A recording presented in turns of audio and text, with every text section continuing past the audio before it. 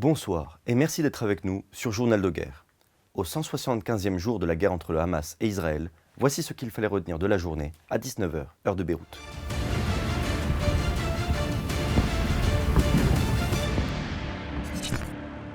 Nous commençons avec un récapitulatif de la situation à la frontière libano-israélienne. La matinée du vendredi a été marquée par une frappe de drone israélien qui a ciblé une voiture sur la route reliant Bazourieh à Wadi Gilo dans le Casa de Tyr. Un passager a été tué. Selon des informations obtenues par ici Beyrouth, il s'agit d'un haut responsable du Hezbollah, Ali Abdel Hassan Naïm, surnommé Abou Merdi. On a par ailleurs apporté le tir d'une salve de roquettes à partir du Liban en direction de positions israéliennes dans les fermes de Sheba. Bilan humain depuis le début de la guerre à 19h, heure de Beyrouth.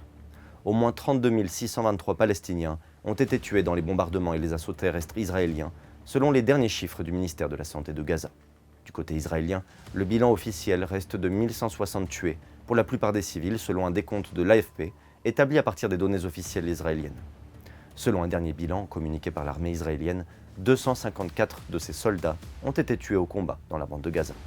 À Gaza, l'armée israélienne, qui accuse les combattants du Hamas de se cacher dans les hôpitaux, a dit vendredi poursuivre ses opérations dans le complexe hospitalier de Al-Shifa dans la ville de Gaza, au nord, affirmant avoir, je cite, éliminé environ 200 terroristes, fin de citation, dans le secteur depuis le 18 mars.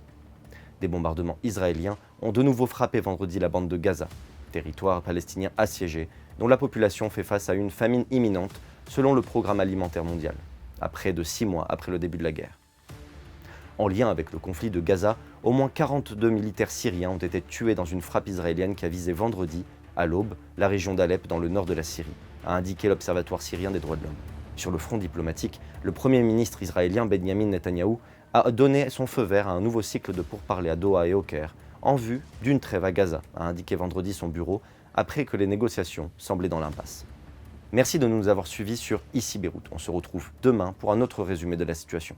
Vous pouvez suivre toute l'actualité concernant cette guerre sur notre site www.icibeyrouth.com sous la rubrique Guerre Israël-Hamas ainsi que sur tous nos réseaux sociaux.